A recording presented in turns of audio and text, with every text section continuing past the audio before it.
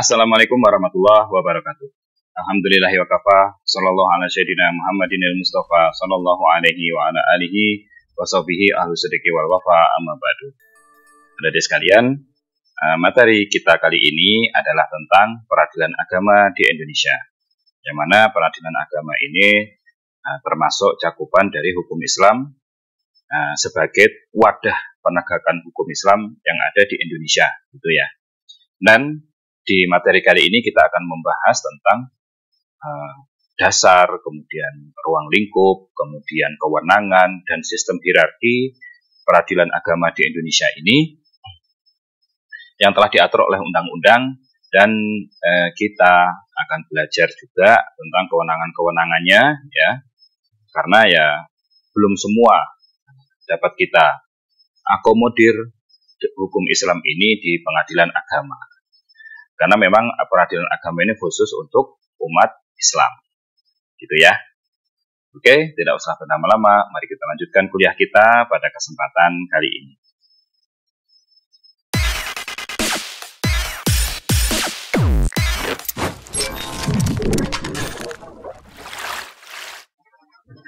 Nah, oke, yang pertama kita akan membahas yaitu dasar hukum di pengadilan agama, dasar hukum peradilan agama di Indonesia.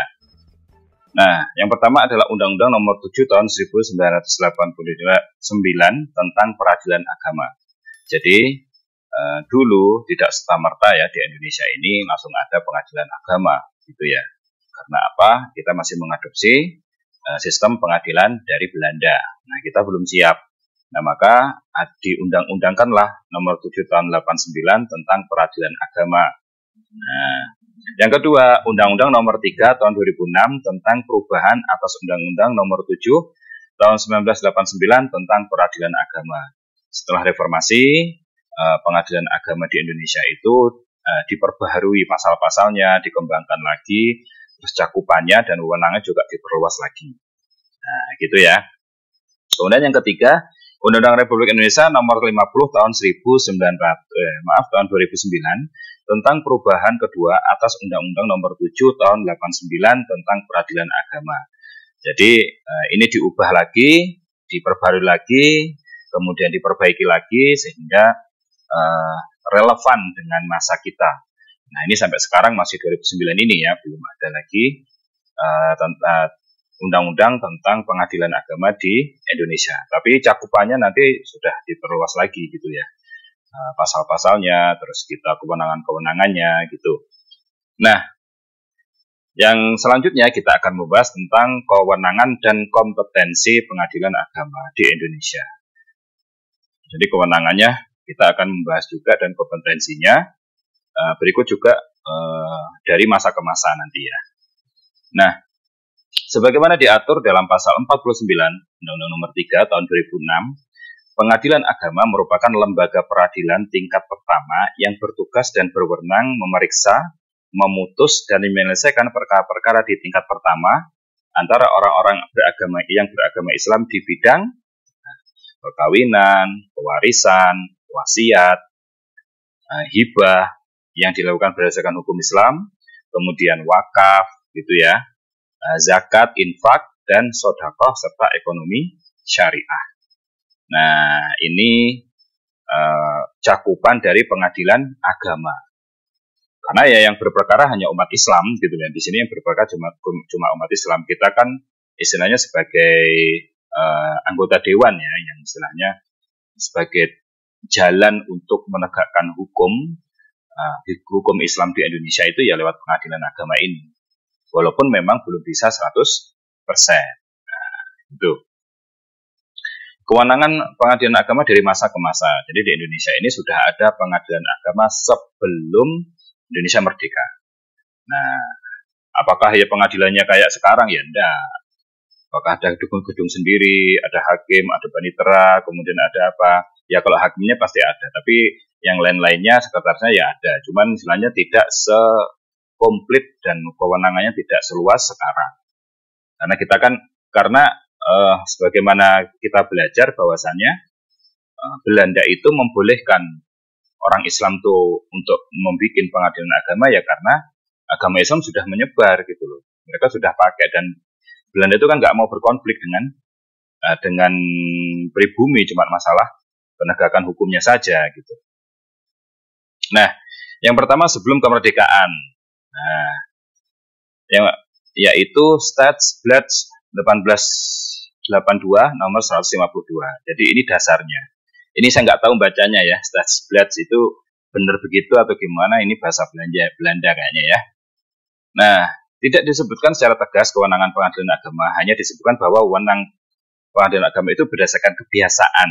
Nah, dan biasanya menjadi ruang lingkup wewenang pengadilan agama adalah di masa itu ya, hal yang berhubungan dengan perkawinan, talak, rujuk, wakaf, dan warisan. Nah, ini. Jadi belum ada tentang gimana jual beli dalam Islam, gimana istilahnya hibah dalam Islam, belum ada ketika itu. Entah walau alam ya, ini kan otomatis inisiasi dan perjuangannya para kakek nenek kita ya, yang kiai-kiai yang dulu menjadi kiai-kiai zaman dulu ya, sebelum Islam itu, mereka penegakannya itu kenapa kok milih di perkawinan, talak, rujuk, wakaf, dan warisan. Nah, kenapa enggak misalkan yang enggak sholat terus ini, kemudian yang enggak zakat terus diambil, misalkan gitu ya. Kalau hukum Islam kan begitu. Kalau dia enggak puasa terus ada hukumannya gitu.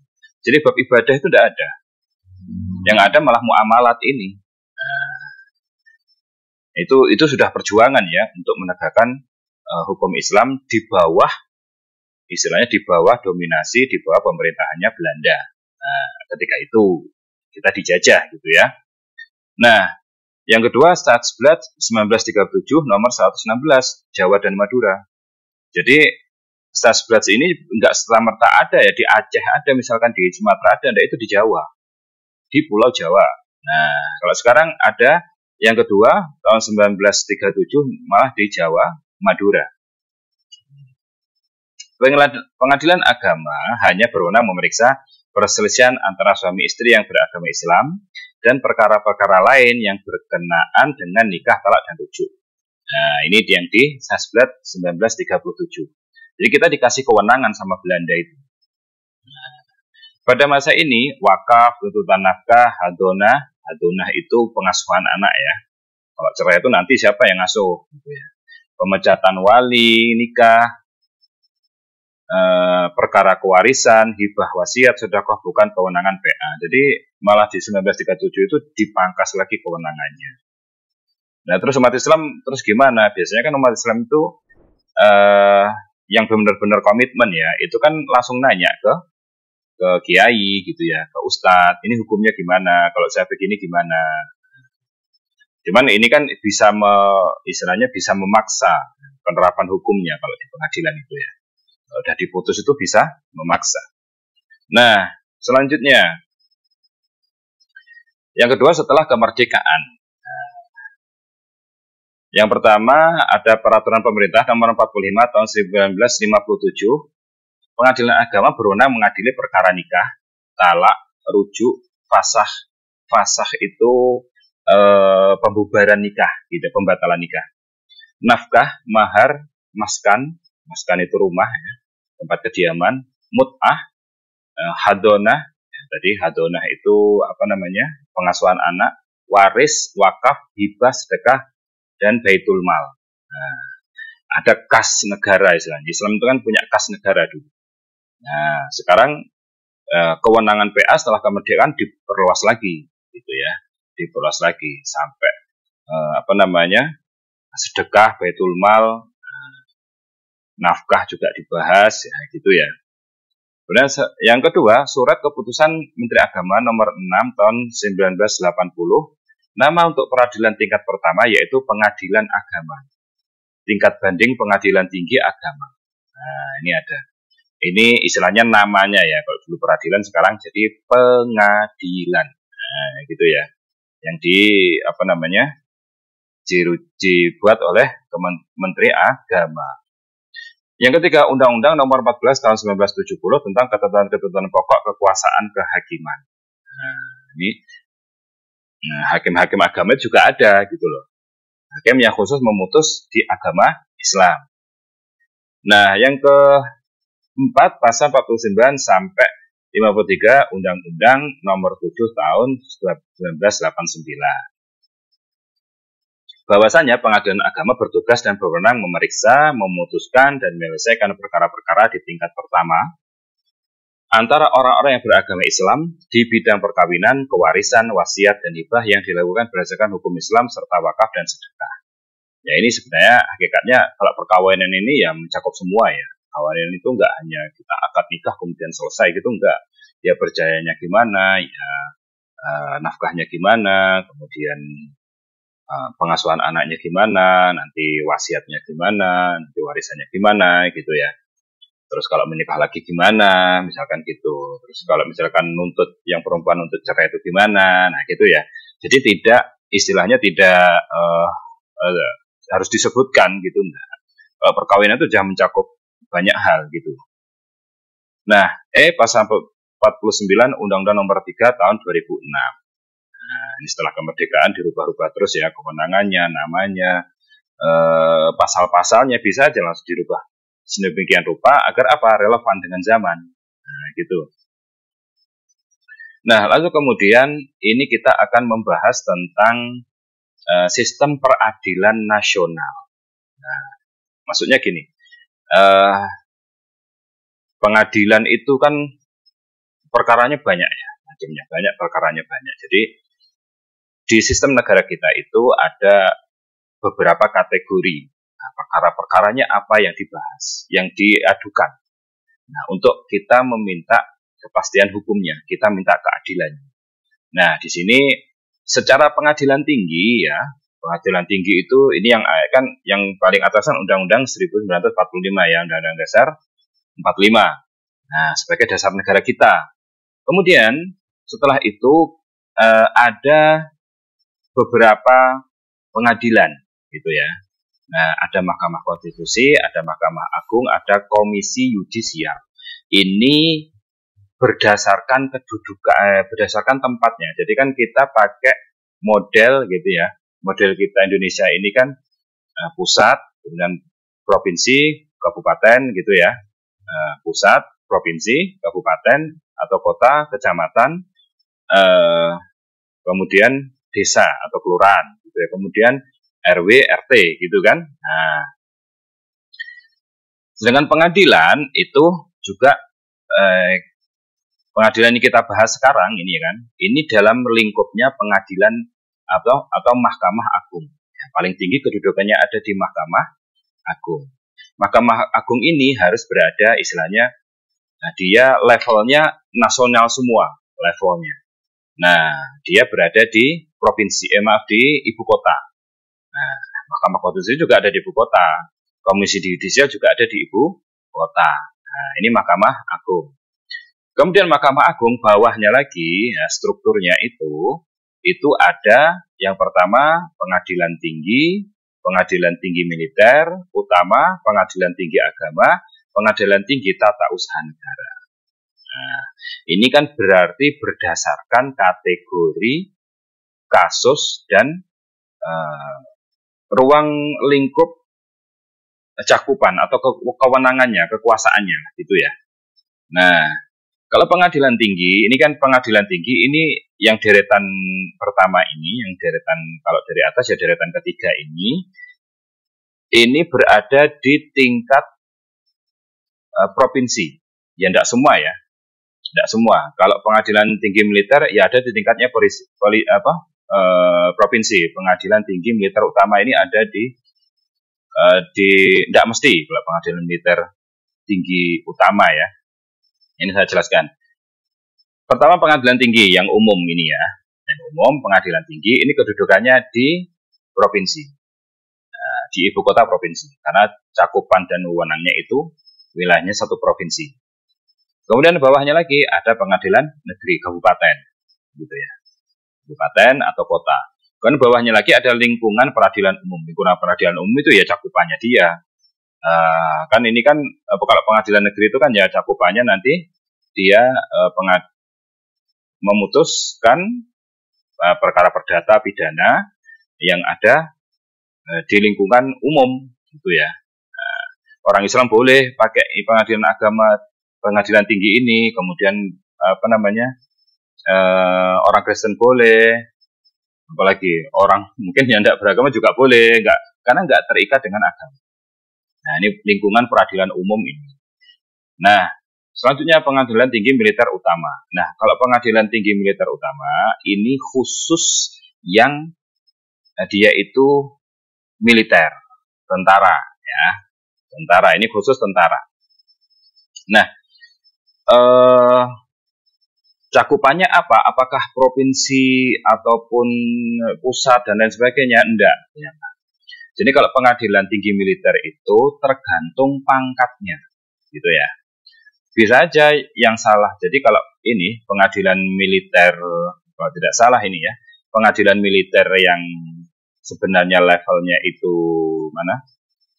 Kabupaten, ini biasanya kalau mereka itu dari pangkat kapten ke bawah. Dari pangkat kapten ke bawah kalau melakukan kesalahan, maka pengadilannya di pengadilan militer. Nah, kalau pengadilan tinggi militer utama itu atasnya, dari mayor ke atas gitu. Nah, dari mayor ke atas. Saya kurang tahu apakah sampai jenderal juga, saya tidak tahu ya. Cuman maksudnya ini tidak harus berada di kabupaten atau per provinsi. Nah, mungkin kalau pengadilan militer utama mungkin per provinsi ada gitu ya. Selama ada kodamnya, daerah komando yang di situ dijabat panglimanya itu dijabat bintang 2 itu ada mestinya. Nah, cuman apakah pengadilan militer yang setiap kabupaten itu harus ada? Ini walau alam.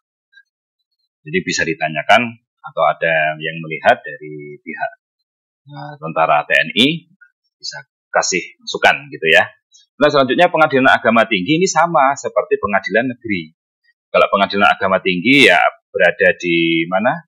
Provinsi, pengadilan agama ada di tingkat kabupaten atau kota, dan di bawahnya ya tentang pengadilan agama tadi, tentang ruang lingkupnya itu, yang kewenangannya apa aja tadi. Nah, gitu.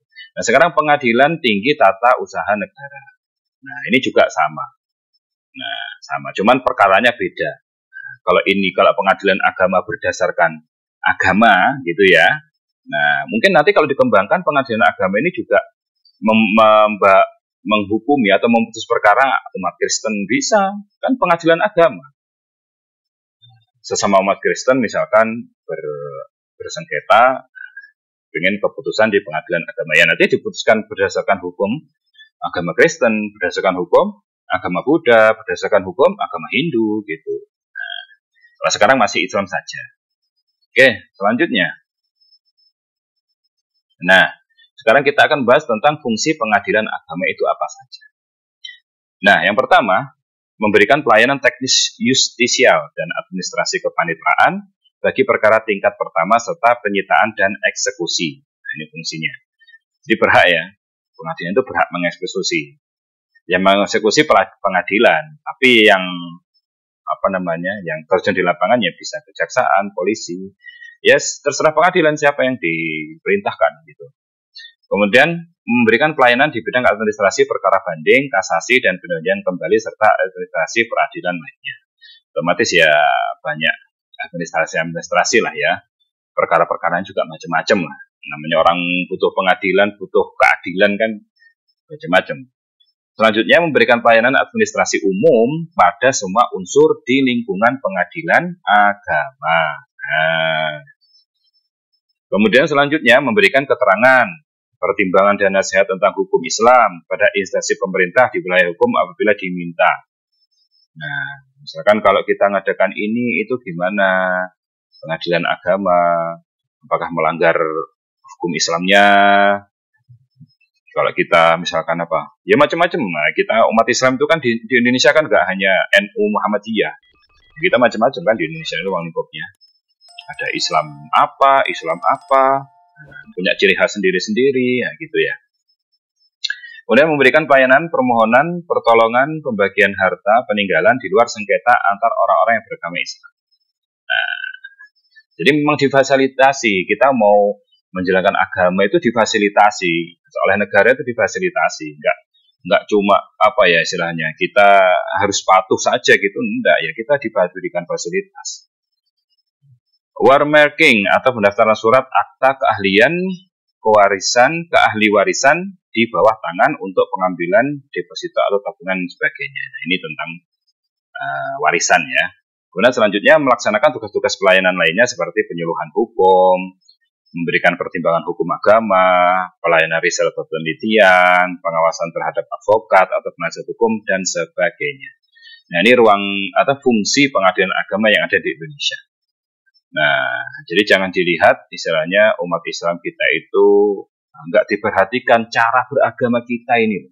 Cara menjalankan syariat Islam tidak diperhatikan, enggak.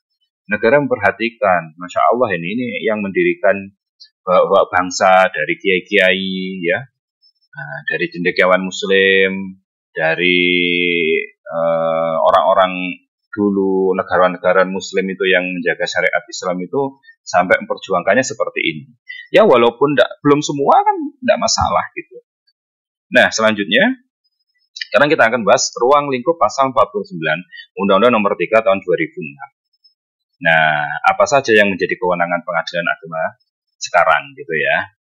Ruang lingkupnya apa saja? Yang pertama perkawinan. Seperti saya jelaskan tadi, bahasanya perkawinan itu tidak hanya akad nikah, kemudian mahar, kemudian selesai gitu, enggak ya. Yang pertama, nah ini perkawinan itu ruang lingkupnya apa saja sih? Yaitu izin beristri lebih dari seorang, izin poligami dibahas. Jadi nggak sembarangan kita kawin lagi gitu ya, nggak sembarangan gitu ya. Dispensasi kawin, dispensasi nikah, belum cukup umur, kemudian pengen nikah atau ada hal lain tapi pengen nikah. Nah, dispensasinya pencegahan perkawinan. Nah, pencegahan perkawinan istilahnya bapaknya ngeyel. Kalau di hukum Islam kan nggak ada batasan umur menikah itu. Nah, yang tidak boleh itu misalkan kalau yang dinikahi itu masih SD, ceweknya masih SD, sedangkan suaminya sudah dewasa, itu orang tua ceweknya tidak boleh, orang tua istrinya tidak boleh memberikan anaknya kepada suaminya dulu, ditunggu sampai si anak ini siap, misalnya dewasa. Nah, di Islam kan begitu, tapi kan ya harus diatur gitu ya. Kemudian penolakan perkawinan oleh pegawai pencatat nikah. Ya, pegawai pencatat nikah itu berhak menolak perkawinan. Terus kemudian pembatalan perkawinan, gugatan kelalaian atas kewajiban suami dan istri. Suami kerja jauh, malah gak pernah nafkahi istrinya, uangnya habis buat foya-foya di sana misalkan. Nah ini kan tidak baik hasilnya. Nah perceraian karena talak, gugatan perceraian, penyelesaian harta bersama. Nah harta bersama setelah menikah itu kita dapat apa saja dan lain sebagainya. Penguasaan anak-anak. Nah, kalau cerai penguasaan anaknya siapa yang masuk? Nah gitu. Ibu dapat memikul biaya pemeliharaan dan pendidikan anak bila mana bapak yang seharusnya bertanggung jawab tidak mematuhinya. Nah, jadi si ibunya itu malah kasihan juga, sudah dititipi anaknya, ngurus anak, kerja. Ini mantan suaminya malah gak tanggung jawab. Nah, gitu ya. Penentuan kewajiban memberi biaya penghidupan oleh suami kepada bekas istri atau penentuan suatu kewajiban bagi bekas istri. Jadi bekas istri itu adik-adik semua sebenarnya kalau dalam hukum Islam tidak ada tanggungan lagi bagi mantan suami. Tapi kalau misalkan ada anak, ya anaknya tetap yang nafkahi siapa? Bapaknya, walaupun ibunya sudah bukan istrinya lagi. Masalahnya kan tidak mau rata-rata. Ngapain? Apalagi kalau sudah menikah dengan laki-laki lain. Akhirnya yang nanggung nafkahnya siapa? Ya laki-laki lain itu, bapak barunya itu. Wah, salah itu. Ya. Uang perbuatan-perbuatan kita kok yang nanggung orang lain. Nah, gitu ya. Nah, selanjutnya B. Putusan tentang sah tidaknya seorang anak. Nah, ini anakmu bener-bener enggak ini? Nah, gitu ya. Isbatun nasab kalau bahasa Arab. Putusan tentang pencabutan kekuasaan orang tua, pencabutan kekuasaan wali, penunjukan orang lain sebagai wali oleh pengadilan dalam hal kekuasaan seorang wali dicabut. Nah, penunjukan seorang wali dalam hal seorang anak yang belum cukup umur 18 tahun yang ditinggal kedua orang tuanya. Nah, pembebanan kewajiban ganti kerugian atas harta benda anak yang di bawah kekuasaannya. Ini ada anak, orang tuanya meninggal semua, ya kan? Kemudian hartanya ini, karena orang tuanya kaya, hartanya ini diwakilkan gitu ya. Pengelolaannya diwakilkan kepada misalkan saudara dari salah satu orang tuanya ini, tapi malah dihabiskan. Gimana itu? Nah, diambil semua, nah gitu. Bahaya kan? Kasihan anaknya ini, dia ahli warisnya kok. Nah, penetapan asal-usul seorang anak dan penetapan pengangkatan anak berdasarkan hukum Islam. Nah, putusan tentang hal penolakan pemberian keterangan untuk melakukan perkawinan campuran. Nah, pernyataan tentang sahnya perkawinan yang terjadi sebelum Undang-Undang Nomor 1 1974 tentang perkawinan dan dijalankan menurut peraturan yang lain. Jadi gini, adik-adik semua, banyak di desa-desa itu, ya jangan lihat di Jawa ya, mungkin di Jawa pun juga masih banyak. Di Sumatera, ya, di Kalimantan, itu mereka tuh yang tinggal di hutan-hutan gitu ya. Dulu jadi pekerja kebun, terus akhirnya ya di sana pekerja kebun itu nggak hanya laki-laki, ada perempuannya juga. Akhirnya menikah, tapi nggak ngurus-ngurus sampai tua, nggak ngurus pencatatan nikah. Akhirnya kayak nikah ulang lah, kayak gitu. Sedangkan mereka kan sudah mengarungi kehidupan, lika-liku kehidupan, mungkin sudah kawin cerai lah, dan segala macam lah. Nah, makanya dibutuhkan ini anaknya siapa, ya kan gitu, penetapan anaknya siapa. Nggak mudah gitu ya seperti itu. Oke, selanjutnya kewenangannya adalah yang kedua hibah. Hibah itu apa? Pemberian suatu benda kepada secara sukarela dan tanpa imbalan dari seseorang kepada orang lain yang masih hidup untuk dimiliki.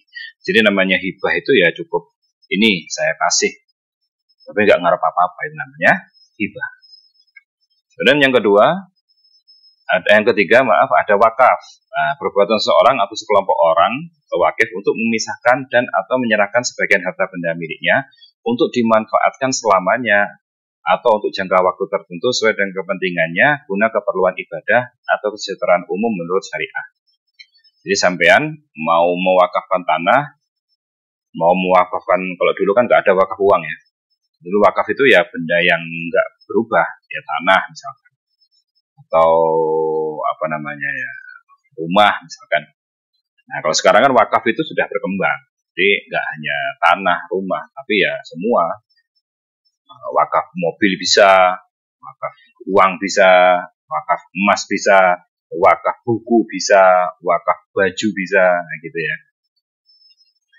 Nah, intinya wakaf itu bisa dimanfaatkan untuk kepentingan umum. Sedangkan hibah, kalau hibah kan dia khusus orang yang menerima saja, gitu. Dan selanjutnya zakat. Zakat itu adalah harta yang wajib disisihkan oleh seorang muslim atau badan hukum yang dimiliki oleh orang muslim sesuai dengan ketentuan syariah untuk diberikan kepada yang berhak mungkin. Kalau zakat itu kan wajib dalam Islam ya. Jadi sampean punya harta berlebih, sampean punya perusahaan, sampean punya usaha, ya, itu harus dizakati. Nah, ketentuannya gimana? Ya nanti bisa dilihat di pembahasan zakat secara detail. Yang kelima ada infak. Perbuatan seorang memberikan sesuatu kepada orang lain guna menutupi kebutuhan, baik berupa makanan, minuman, mendermakan, memberikan rezeki, atau menafkahkan sesuatu kepada orang lain berdasarkan rasa ikhlas dan karena Allah Subhanahu wa Ta'ala. Jadi gini adik-adik, infak ini istilahnya memberikan sesuatu kepada orang lain ya intinya ya. Memberikan sesuatu kepada orang lain itu dalam skala umumnya itu infak. Nanti infak itu ada pembagiannya infak gitu ya. Infak nanti pembagiannya itu ini ya, ini aja ya. Nah, ini infak di atas, kemudian pembagiannya itu nanti ada yang bersifat wajib, ada yang bersifat sunnah, ada yang bersifat mubah, ada yang haram kan gitu. Kalau misalkan wajib zakat, kalau misalkan sunnah sedekah gitu ya. Kalau mubah ya hibah tadi, hadiah gitu ya. Kalau haram apa? Ya kita memberikan sedekah atau sesuatu yang haram, sedekah dengan barang curian, sedekah dengan barang khamr, minuman keras, ganja, narkoba gitu misalkan ya. Ini misalkan saja. Jadi ada yang berdasarkan hukum begini. Nah, kalau wakaf ini kan sunnah. wakaf, gitu ya, masuk dalam sunnah. Ada yang begitu. Jadi infak itu di atas sendiri, gitu ya. Oke, selanjutnya 6 ada sodakoh atau sedekah. Perbuatan seorang berikan sesuatu kepada orang lain atau lembaga atau badan hukum secara spontan dan sukarela tanpa dibatasi oleh waktu dan jumlah tertentu dengan mengharap ridha Allah dan pahala semata. Jadi intinya kalau sedekah itu ada timbal baliknya, yaitu apa? Pemberian yang diniati untuk mendapatkan pahala. Kalau hibah tadi nggak ada apa istilahnya, nggak ada apa-apa, nggak ada pengharapan apa-apa. Kalau hadiah itu kan yang diharapkan kehormatan. Jadi kita ngasih orang hadiah itu kan kita berharap orang itu menghormati kita. Gitu loh. Kalau sedekah, apa namanya? Sedekah ini nggak hanya uang loh ya. Senyum aja kata Nabi bisa jadi sedekah gitu ya. Nggak hanya uang. Yang ketujuh ekonomi syariah. Nah, ekonomi syariah ini cakupan baru ya dalam pengadilan agama. Apa itu? Yaitu perbuatan atau kegiatan usaha yang dilaksanakan menurut prinsip syariah. Antara lain meliputi bank syariah, lembaga keuangan mikro syariah, asuransi syariah, reasuransi syariah, reksadana syariah, obligasi syariah, dan surat berharga berjangka menengah syariah, sekuritas syariah, pembiayaan syariah, pegadaian syariah, dana pensiun, lembaga keuangan syariah, dan bisnis syariah. Jadi yang syariah itu sebenarnya gimana toh Pak? Yang syariah itu satu dari segi transaksinya, maksudnya lewat bank apa? Nah, kalau lewat bank syariah ya syariah, gitu loh. Tapi kalau tidak lewat bank syariah, gimana ini? Ya belum tentu juga tidak syariah. Tapi rata-rata ya sekarang itu kalau mau bicarain syariah tentang transaksi ya lewatnya bank syariah yang ada label syariahnya. Karena ya dari investasinya, akadnya itu disyariahkan. Oke adik-adik sekalian, mungkin ini saja dapat saya sampaikan. Kurang lebihnya mohon maaf kalau ada yang salah ya. Atau kurang silahkan tulis di kolom komentar. Oke, usikum ya nafsi budakullah. Assalamualaikum warahmatullahi wabarakatuh.